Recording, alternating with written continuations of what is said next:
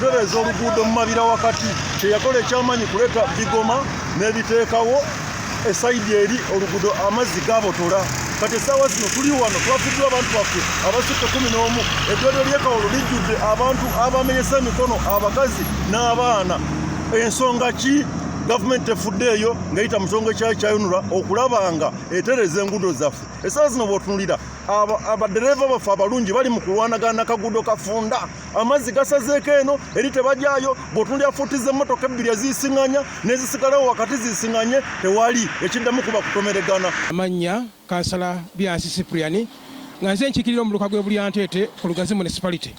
Tufunye obuzibu ku kkubo lino erya Kampala Jinja Highway n'okusingira ddala mu katundu kana k'e Bulyanteete okuva ddala essagazi paka wansi wano ku musamya we tuli ssaawa zino awagudde akabenje. Waggulu eriyo nena tewali kapande konna kalaga nti mu maaso awo waliwo obulabe, tewali kiraga kintu kyonna kyonna obupande wonna ku makubo tekuli, amakubo mafunda nnyo, ebinnya bifuuse ebinnya. Era tumanyi bulungi nti akabenje kano kavudde ku binnya.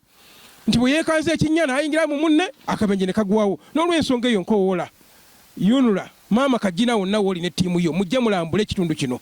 Tuli bubi nnyo, tuli bubi ddala, twetaaga obuyambi bwammwe kubanga abantu baffe bafiiridde nnyo mu kitundu kino.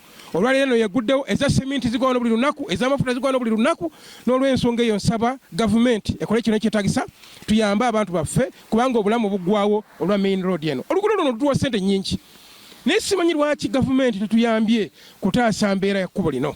Lifunze ekkubo erigenda ejjinja eriyingiza ensimi n'ensimbi eri gavumenti ekkubo lijjudde binnya bw'oluna wano buli muntu alwanira kali kapaati akafunda ayitewo tekiviireko ki nga tolina kunenya badereva kuvuga bubi oba ne poliisi naye ne gavumenti yennyini nkyamu ekkubo lino lyetaaga ogaziyiza ddala.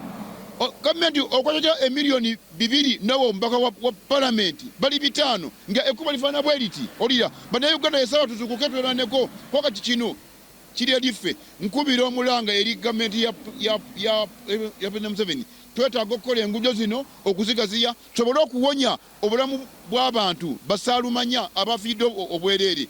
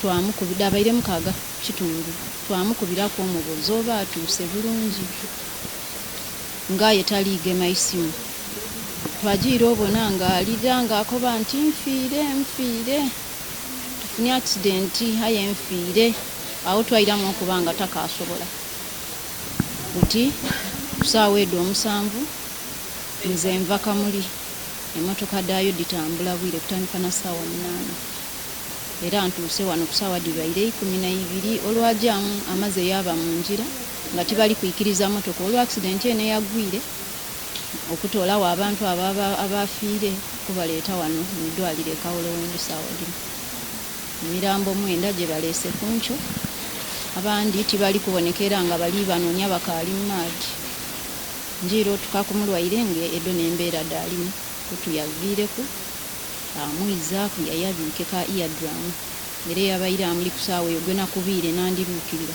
yena yazirikeko oluvannyuma lw'olindirira ekituli n'ebirivaamu ng'omubona yena paka yena yazirika bamuyoyire buyooli ekyali sinda ekifuba ekyo n'amagulu tali kusobola waire okujja oba feelongoko tasobola kusitama.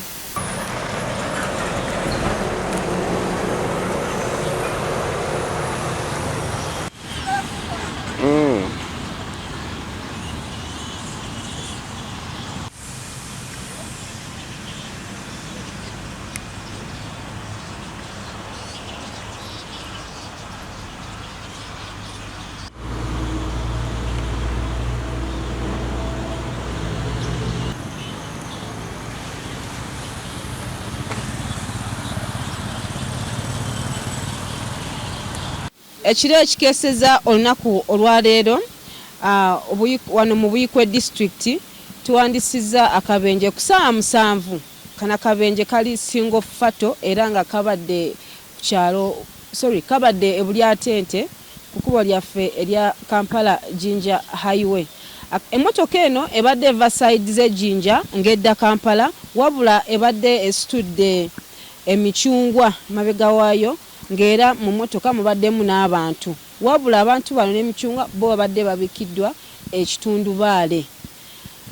Emmotoka eno eremereddwa omugoba waayo oluvannyuma neva ku kkubo neggwa wabbali w'ekkubo awabadde ekiwonko ky'amazzi. So abantu 9 be balumiziddwa, abantu 9 be bafudde n'abalala 3 be balumiziddwa mu kabenje kano. Wabula emmotoka eno yo ebadde egezaako